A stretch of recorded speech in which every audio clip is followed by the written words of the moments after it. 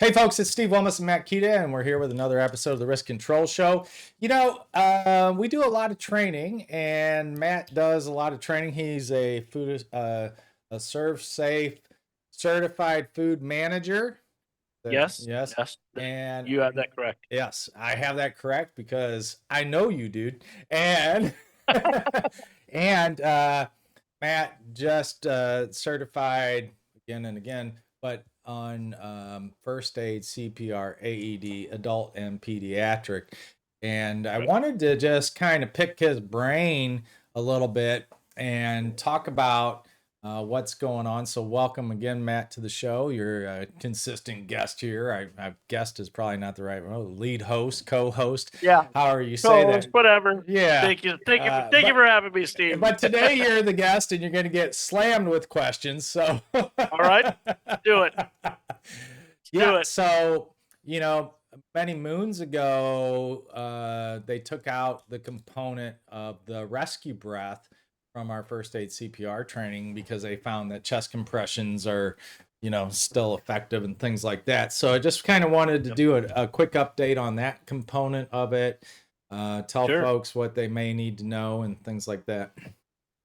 Yeah, well, I think that before I get into that specifically, something that broadly affects it is that I think a lot of people when they think about CPR, before I really dove into this and got into it myself, I had this thought as well, is there's some resistance to applying breaths, to giving breaths in CPR because of the whole concept of actually placing your mouth around someone else's mouth and breathing in.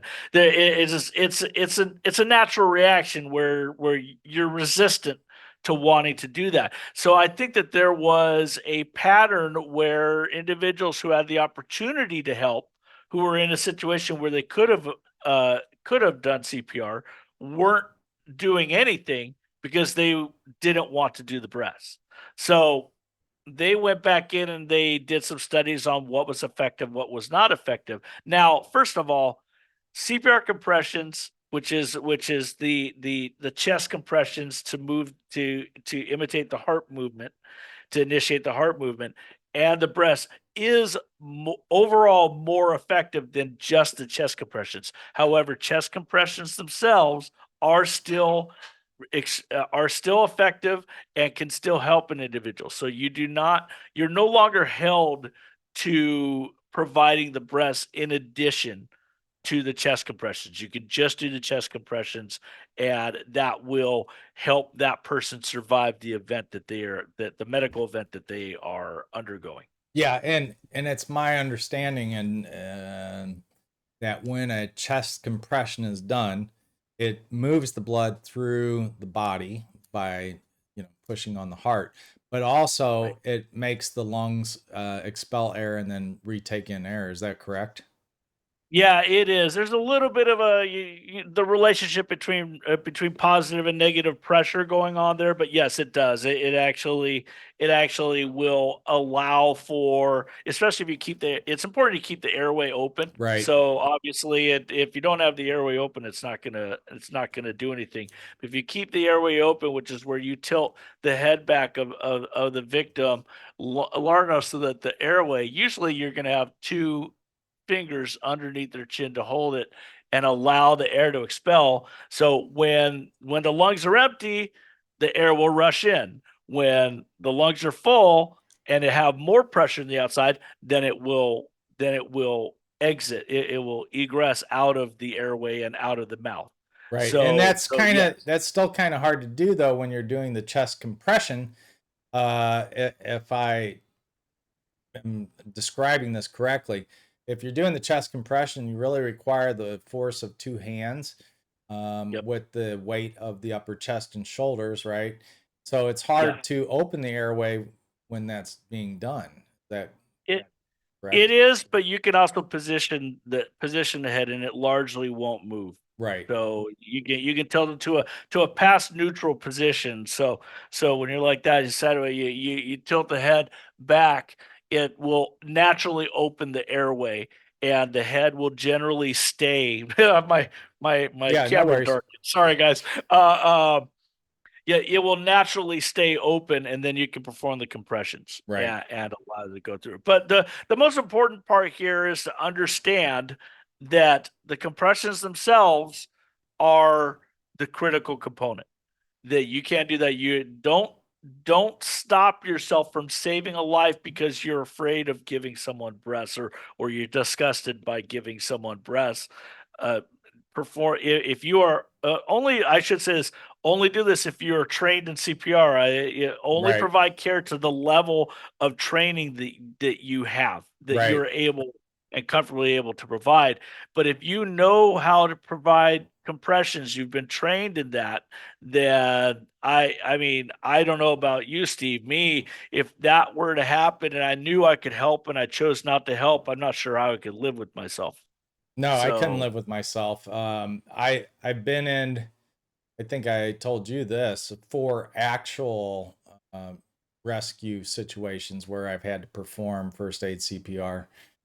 yeah, And it's one of those things, like, I think a lot of the hesitancy came from the AIDS epidemic before we knew more about the HIV, um, and then not having some type of CPR barrier or right, these things. And then there's a lot of times where a person may regurgitate, if you have somebody that is you rescued out of water or something like this, they may regurgitate. Um, you're gonna feel that I for the most part prior to it happening, so you just have to be aware of what you're doing. right, right, I think the challenge is, and these things that they're always taught in a kind of a vacuum, as my one of the reasons that we teach this, and we like, our clients like to actually have us teach this, is we teach this in scenarios that are more realistic. Obviously, yeah, if you're out on the street and someone goes down, you have the ability to tilt their head and do these things.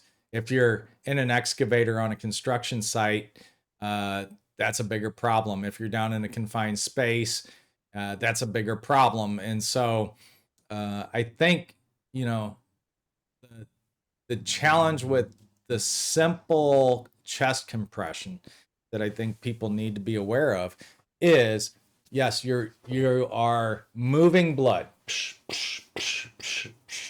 yep, and that blood has oxygen, but that blood is going to be used up. You're trying to save the vital organs. And when you do that, the oxygen in the bloodstream is going to be used up. And if you don't have that airway open enough, you really need to take a moment to tilt the head back and give a rescue breath, so that you're putting more oxygen into the system, so that that can provide oxygen to the vital organs that need it. And that's right, the blood transport delivery system that we talk about. But yep, again, if you're in one of these best case scenarios, you're on a park field and it's flat, and you can tilt the person back and people are around you, and you can prop them up with a towel underneath their neck so that it remains more open and things like this. It's great. But when you find yourself in a lot of things that you do, like public works and maintenance and operations, hey, you're on a roof, you're dangling off the side of something, like, okay, where do we put this person? We may not have a flat ground, especially on a construction site where it's perfectly flat. Sometimes we're not supposed to move people. All these things come into play. And so I think, it's imperative, again, to think ahead and have the right equipment available to you and all this. Um, right.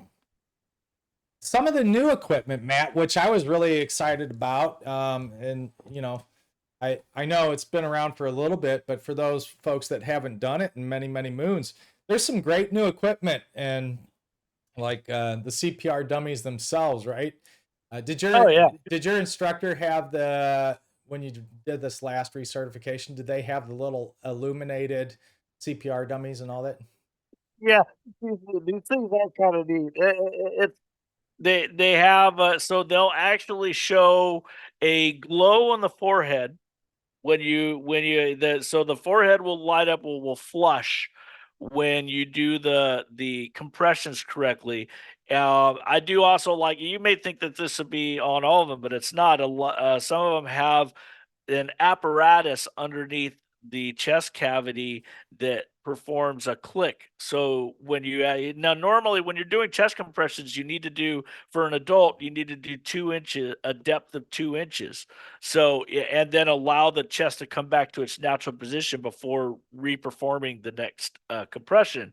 So how do you know that you're doing it to the right level? That's one of the big things that students struggle with, is to learn what the right level is. Well, these machines are great because they'll click Right. when you get it, and after all, you do enough of those. I mean, you're doing 30 compressions in between breaths, or 100 to 120 is the rate that you're doing them at. You're getting that into a muscle memory and getting a feel for how deep that needs to be. So Right. that's a great element. And then another part of it is that they'll have lights along the neck, and sometimes in the shoulder area you'll find maybe little LEDs under the skin that also provide an indication. And then of course that's on top of the way that it's designed. When you perform the breaths, you can see the chest rise and fall. Right. And so that way you can tell, okay, is the airway open? If you don't have the head positioned right and you breathe in and the chest doesn't rise up, you can automatically tell that you're not tilted at the correct level, or you're not holding it. A lot of times what someone will happen when they take breaths is they'll go in to take the breath, which involves pinching the nose and holding the head at a past neutral position and performing the breaths, but then they'll ease up on Right. the hand supporting the chin, and then the head falls a little bit, closes the airway, the air doesn't get in. So this machine simulates that, so that it shows that you must keep that chin tilted, keep the airway open to perform CPR, the Yeah. breath portion of CPR. I just love the new technology that's in here, and this is probably one of the things that is going against all the other stuff about technology. But Yeah, this is yeah, actually a good application of the technology. Simple, basic, fail-proof, easy to understand. Right? You see the light, boom, boom, boom, boom. yep, And the new CPR Cube 2 is really cool too, because it shows you the rhythm, the timing, the depth, and it does it all on this little cube. And you don't have to have the full dummy if you're just doing chest compressions. So that's in there, and that's really cool. I think the yep. other component is the tourniquet. I know that's kind of an optional thing. Is it? Is that correct? It is.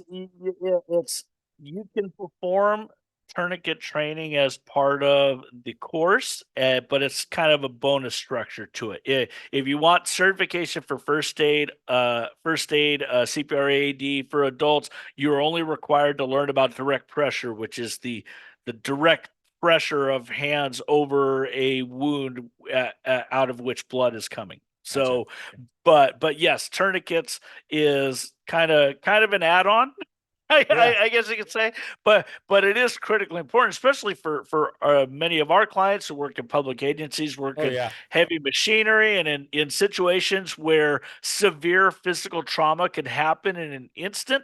Tourniquets are really a crucial piece to understand and know how to apply. Yeah, absolutely. And I think we have a video on it on our site that we did moons ago on proper tourniquet application. We kind of did it for active shooters and things like this, but it applies in this case too. That number one, get the right type of tourniquet. You need a CAT approved tourniquet. Gen 7's kind of the latest one you see out there. Very important that you get one and that you open it up and understand how to use it and get it ready prior to the need. Because if you're trying to do it one-handed, it's hard to do. That one other thing I was going to say about the training, and it just bloodborne pathogens is Yes. is slightly touched upon, but not really. And I think that's very important to include in the training. So if you're an organization looking to do it, make sure that, I mean, you're supposed to be doing it anyway, but as part of this training, adding that piece in there is very important. That's something that we do as well. So our training is just a little bit longer, but very, very important. Right, right. And that's actually really key. Is something that does is brought up in the training. No matter what situation you find yourself helping in, if you're helping an individual, you perform CPR on them, or you are actually addressing life-threatening blood flow from a cut or wound on their body, and you get any of this on your hands, just remember, I mean, don't touch your mouth, don't touch your face when you're complete. Make sure you completely and firmly and fully wash your hands, even if it's not blood, even if it's just Oh CPR. yeah. Completely wash your hands. Get scrub. We've done plenty of videos on hands too. Those of you who know COVID, the happy birthday. Use the full you soap. know, Fully dude, scrub. Get your nails. I gotta Get that. say,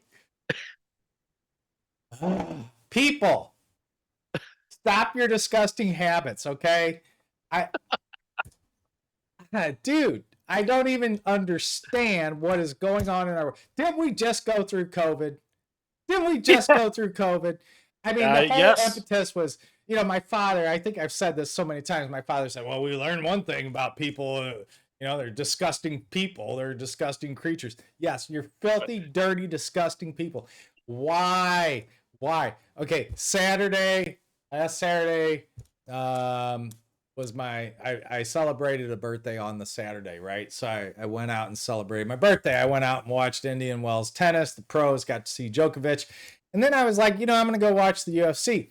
So I went to the Morongo Casino. I watched UFC out there. Great time. Met a couple nice people, sat with them, and we chatted and had a great time. Right?